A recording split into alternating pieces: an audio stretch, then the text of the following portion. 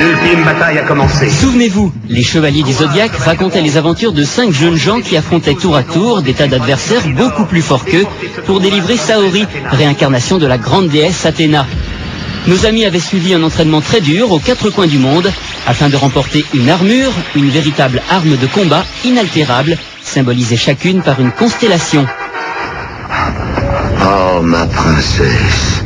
Seyar, où est-ce que tu es? Qu'est-ce qui te retient au loin? Ramène vite le grand pop, sinon la princesse nous quittera. La cosmo-énergie d'Athéna va bientôt s'éteindre. Elle n'en a plus que pour quelques minutes à vivre. Mais alors comment peut-on expliquer le succès de cette longue série où cette pauvre princesse Athéna se fait toujours malencontreusement kidnapper? Ce qui a d'abord passionné le public, c'est l'histoire qui fait appel à plusieurs mythologies. La mythologie grecque d'abord. Dans la première partie de la série, nos héros doivent affronter 12 chevaliers d'or et ainsi traverser 12 maisons représentées chacune par un signe du zodiaque. Puis, à la fin, ils découvrent Poséidon, le fameux dieu des mers et des océans. Seule la légendaire épée de Balmond peut briser les maléfices de l'anneau. Alors... La mythologie nordique est aussi évoquée dans la seconde partie, Asgard, où nos héros affrontent les serviteurs d'Odin, protégés par la grande prêtresse Hilda de Polaris, envoûtée par l'anneau de Nibelungen. Toutes ces références ont d'ailleurs poussé bon nombre de téléspectateurs à s'intéresser à la mythologie.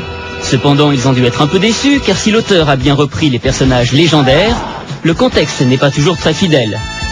Par exemple, Athéna, déesse de la guerre dans l'Antiquité, est certainement l'un des personnages les plus pacifistes de la série, qui n'arbore qu'un sceptre de lumière au lieu de son habituel bouclier. De même, Pégase, symbole de l'armure du héros, n'a aucun rapport avec la Méduse, alors que normalement, ce cheval ailé légendaire naît du sang de la Méduse tuée par Persée. Et les exemples ne manquent pas.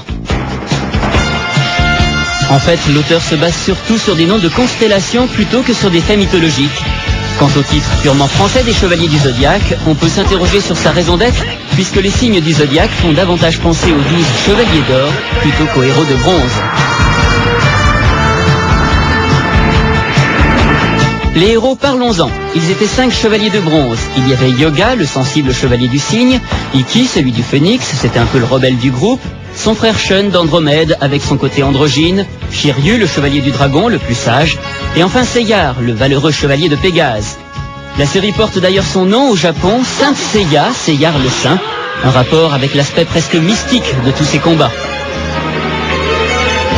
Vas-y, continue, j'y ai presque.